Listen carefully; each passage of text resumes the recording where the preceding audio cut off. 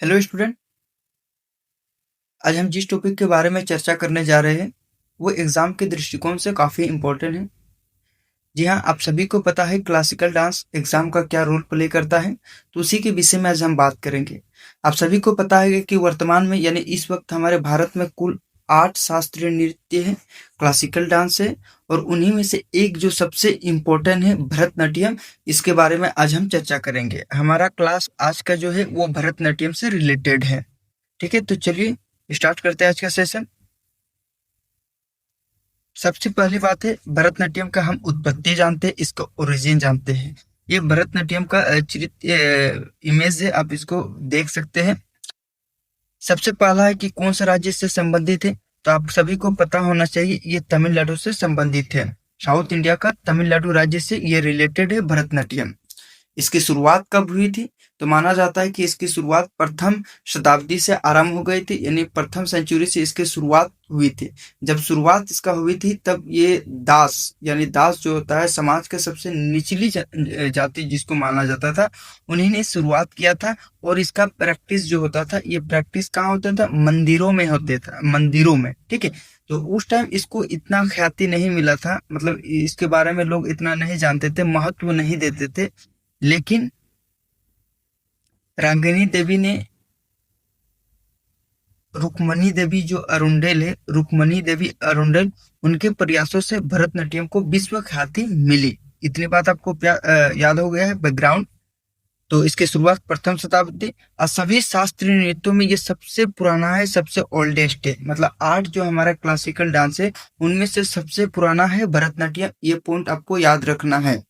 ठीक है, और इसका नाम जो पड़ा है भरतनाट्यम, नाम जो पड़ा वो एक भरत मुनि, नाट्य शास्त्र के भरत मुनि से लिया गया है भरतनाट्यम को। ठीक है, इसको भी आपको याद रखना है। क्या इसमें अगले पॉइंट लिखा है कि महिला, जो महिलाएं, इसका अक्सर नृत्य जो होता है ये महिलाएं द्वारा इसको संचालित किया जाता है, महिलाएं इसके नृत्य करते थे। और उस टाइम क्या मैंने बताया था, जो दास थे, दास महिलाएं इसका एकल नृत्य करते थे। ठीक है, दास महिलाएं कैसे नृत्य करते थे, एकल। एकल नृत्य का मतलब वो अकेले डांस करते थे। और कहाँ पर प्रैक्टिस करते थे, तो मंदिरों में प्रैक्टिस करते थे। और इस टाइम इसको इतना ख्याति नहीं मिली थी, इतना इसको इम्पोर्टेंस नहीं दिया जाता था। ठीक है, और उसी के बीच में 1910 में क्या क्या अंग्रेजों ने इस डांस पर प्रतिबंध लगा दिया था। ठीक है, कब लगाया था, 1910 में। ये पॉइंट आपको याद रखना है। लेकिन फिर ई कृष्ण अय्यर के प्रयासों से, ई कृष्ण अय्यर के प्रयासों से फिर से इसे पुनर्जीवित किया गया है, मतलब फिर से इसे रिस्टार्ट किया गया है। उसके बाद इसको जो विश्व ख्याति प्राप्त मिली है, इसको पूरा वर्ल्ड, पूरा इंडिया इसको जब जानने लगा, तो वो सिर्फ एक ही व्यक्ति को श्रेय जाता है, जिसका नाम है रुक्मणी देवी अरुंडेल। ठीक है, इस ये नाम आपके लिए एग्जाम में बहुत इंपॉर्टेंट रोल प्ले करता है। तो इसको आपको भूलना नहीं है, रुक्मणी देवी अरुंडेल। इसके बारे में बहुत सारे एग्जाम में पूछे गए, आप पीवाईक्यू भी देख सकते हैं। ये रहा हमारा उत्पत्ति। अब हम बात करते हैं इसके कुछ मुख्य घटक। घटक बहुत ज्यादा पूछा जाता है, आपको याद रखना है घटक। अल्लाह रिप्पू, अल्लाह रिप्पू क्या होता है कि जब डांस की शुरुआत होती है, जब डांस की शुरुआत होती है तो उससे पहले माहौल बनाया जाता था, फूल से सजावट की जाती है, उसके बाद ही डांस को आरंभ किया जाता है। और इस तत्व को नाम दिया गया अल्लाह रिप्पू। ठीक है, अल्लाह रिपू का मतलब आप इतना याद रखना है, अल्लाह रिपू का मतलब डांस स्टार्ट होने वाला है, मतलब डांस की शुरुआती दौर को अल्लाह रिपू कहा जाता है। अगली है तिल्लाना। तिल्लाना का मतलब होता है कि अब डांस खत्म होने वाला है, नृत्य का समापन तिल्लाना से होता है। ठीक है, स्टार्ट कैसी होती है, स्टार्ट होती है अल्लाह रिपू से, और ये खत्म कैसी होती है, खत्म तिल्लाना से ही होती है। ठीक है, ये 2 पॉइंट। तीसरी घटक जो है शब्दम। शब्दम का मतलब होता है कि जो गायन करता है, जो सिंगिंग करता है, वही एक्टिंग, सिंगिंग और एक्टिंग इसमें दोनों शामिल होता है। कोई कई कई नृत्य में सिर्फ अभिनय होता है, एक्टिंग होता है, यानी डांस होता है, उसमें गायन नहीं होता है। लेकिन भरतनाट्यम में गायन भी होता है और एक्टिंग भी होता है, मतलब डांस भी होती है। ठीक है, वर्णम का मतलब होता है नृत्य और भावनाएं। नृत्य और भावनाएं मतलब जो नृत्य करते हैं उसके भावनाएं जुड़ी होती है, वो अपने भावनाएं को प्रकट करती है इस नृत्य के माध्यम से। ठीक है, अगली है पदम। पदम का मतलब होता है कलाकार द्वारा अभिनय पर महारत।